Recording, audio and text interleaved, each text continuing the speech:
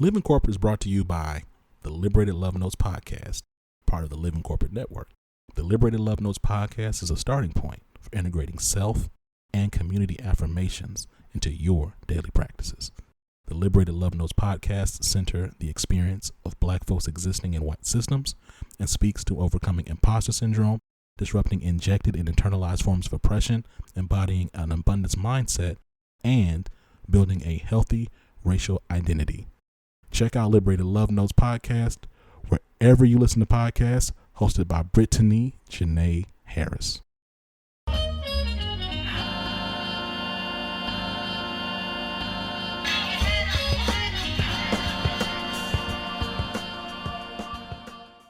What's going on, Living Corporate? It's Tristan, and I want to thank you for tapping back in with me as I provide some tips and advice for professionals. In this episode, let's talk about starting a new job remotely.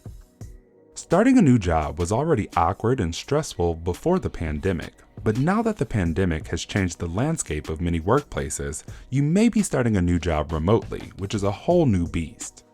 While not having to report to the office has its perks, like not having to commute, which can create a less chaotic morning, it does present some challenges. When you're trying to learn the ropes of a new organization, build relationships with coworkers, and make a great first impression, those things require a lot more intention remotely. So let's discuss a few tips to help you make the onboarding process a successful, less stressful, and dare I say, an enjoyable one. When starting a new role, you should initially request a few things, including an organization chart, a resource list, and an onboarding mentor or buddy.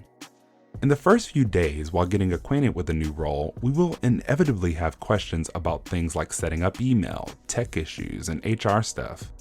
In the office, you could typically just ask the person on your team you sit next to, or even walk over to your boss, but it's not that easy when we're remote. So having resources as well as a tenured single point of contact who understands the business that you can go to with your questions will be incredibly useful. From there, when you begin connecting with your new boss and coworkers, make it a priority to discuss their communication styles. For example, your boss might prefer a phone call if you have questions or an update on something, whereas your coworkers might prefer a Slack message over an email. People are also more formal or more casual depending on the platform. Take note of that as you're trying to effectively communicate or build personal relationships. Another important factor is building relationships with your coworkers that go beyond just the job description. This tends to naturally occur while working in person, but we have to really make the effort when working remotely. If your company uses platforms like Slack, typically there are channels dedicated to particular interests like cats, sports, or more. These channels can help you connect with various coworkers and raise your visibility in the organization. Lastly, set boundaries around work. When working from home, the line between work and personal time becomes incredibly blurred. It's easy to become hyper-connected to deal with the anxiety that comes with starting a new job. It's important that we set some boundaries.